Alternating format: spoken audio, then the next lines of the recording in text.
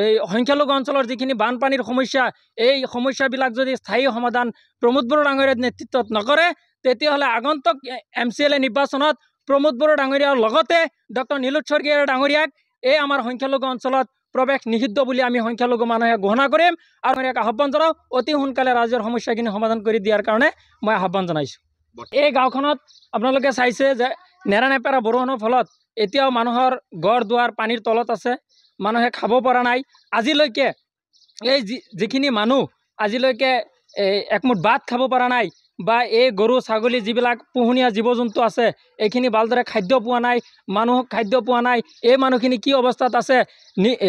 MCLA নীলোৎ Swargiary ডাঙৰীয়াই যে নিৰ্বাচিত হৈ তেওঁ যে বহি আছে, বিভিন্ন সভা সমিতিয়ে যে লেকচাৰ মাৰি আছে, মই আজি আপোনালোকৰ জৰিয়তে আহ্বান জনাম যে প্ৰমোদ বড়ো ডাঙৰীয়াৰ নেতৃত্বত যেতিয়া UPPL চৰকাৰ গঠন হৈছিল নীলোৎ স্বৰ্গীয়াৰী ডাঙৰীয়া প্ৰতিশ্ৰুতি দিয়া মতে আজি এই নীলোৎ স্বৰ্গীয়াৰী সৰজমিন তদন্ত কৰক, এই মানুহখিনি কি অৱস্থাত আছে, এই মানুহখিনিৰ যিখিনি অৱস্থা এই অৱস্থাখিনি আপোনালোকে সমাধান কৰি দিয়াৰ ব্যৱস্থা গ্ৰহণ কৰক।